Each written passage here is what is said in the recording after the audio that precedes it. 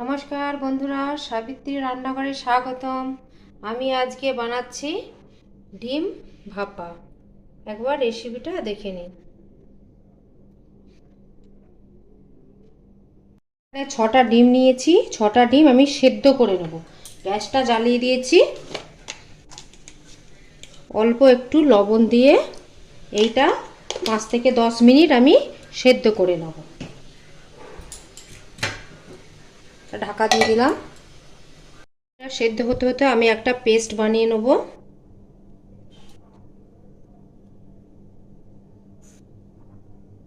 1 চামচের মতন আমি পোস্ত দিচ্ছি, সর্ষে দিচ্ছি, কালো সর্ষে 1 চামচ,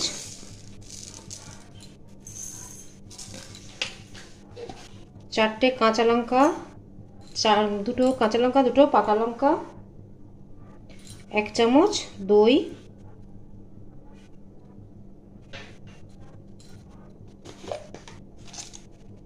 অল্প পরিমাণে লবণ। এটা আবার আমি পেস্ট বানিয়ে নেব। এগুলো সেদ্ধ হয়ে গেছে, আমি ঠান্ডা জলে রেখেছিলাম। এবার ডিমগুলো আমি একটু ছাড়িয়ে নেব।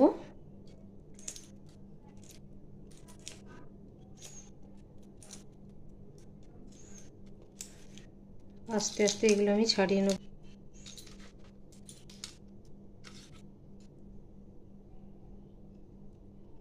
সব ডিমগুলো এরকম করে দেবো।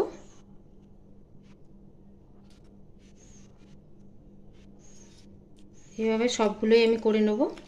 ডিমগুলো আমার সব ছাড়ানো হয়ে গেছে। আমি কড়াটা বসিয়ে দিয়েছি, এতে সর্ষের তেল দিয়ে দিচ্ছি।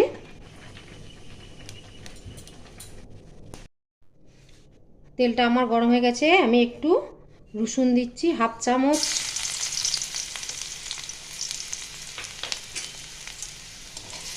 আদা,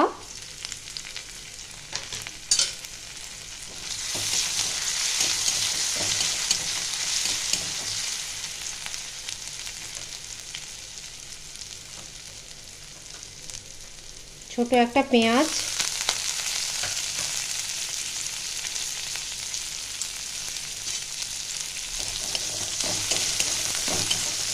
এই পেঁয়াজটা, রসুন আর আদা খুব ভালো করে আমি ভেজে নেব।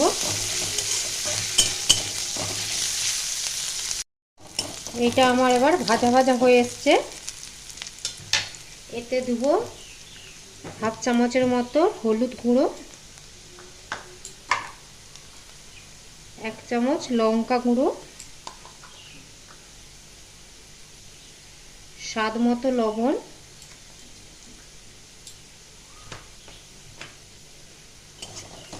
দিয়ে আর একটু ভাজবো। এটা গ্যাসটা একদম কমিয়ে দিয়েছি।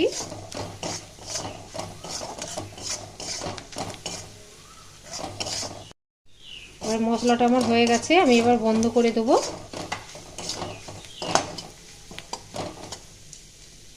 আমি এখানে একটা টিফিন বাটি নিয়েছি, এতে দিয়ে দেবো সর্ষে পোস্ত যেটা পেস্ট করে রেখেছিলাম ওটা,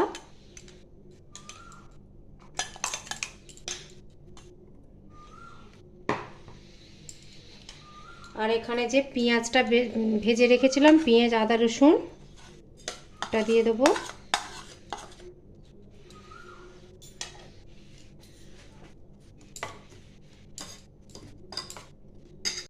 দিয়ে দেবো সর্ষের তেল,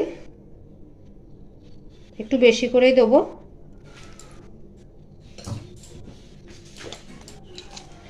অল্প পরিমাণে লবণ, আমার মশলাতে দেওয়া ছিল আর এদিকে সর্ষে পোস্ততে দেওয়া ছিল, তাই জন্য আমি একটু স্বাদ মতন একটু কম করেই দিলাম। একটু পোস্ত ধোয়া যে জলটা ওইটাও দিয়ে দিলাম, দিয়ে এটা ভালো করে আমি মাখবো,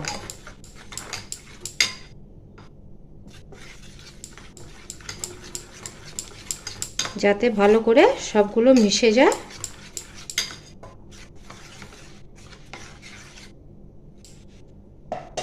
এবার দিয়ে দেবো ডিমগুলো।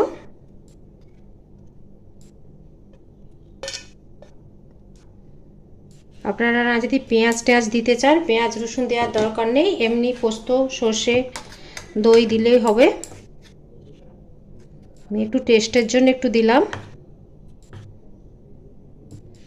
একটু ভালো করে মেখে নিতে হবে।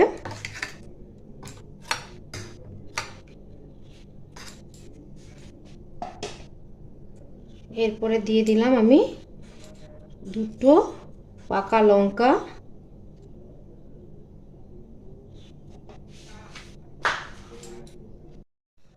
দিয়ে দিল আরও একটু সর্ষের তেল উপর থেকে।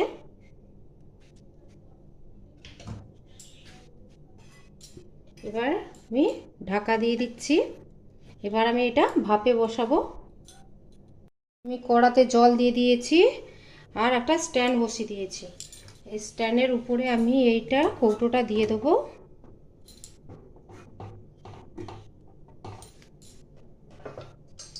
দিয়ে এটা আমি ঢেকে দেবো।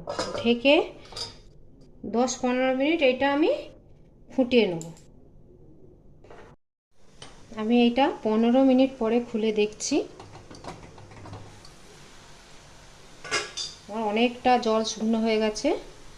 আমি কিন্তু এটা বন্ধ করে দেব, দিয়ে আমি ঠান্ডার জন্য রেখে দেবো। আর এটা আমি ঢাকাটা খুলে দেখছি। অল্প গরম আছে, দেখুন মশলাটা কত সুন্দর ফুলে গেছে। তার মানে এটা আমার হয়ে গেছে একদম।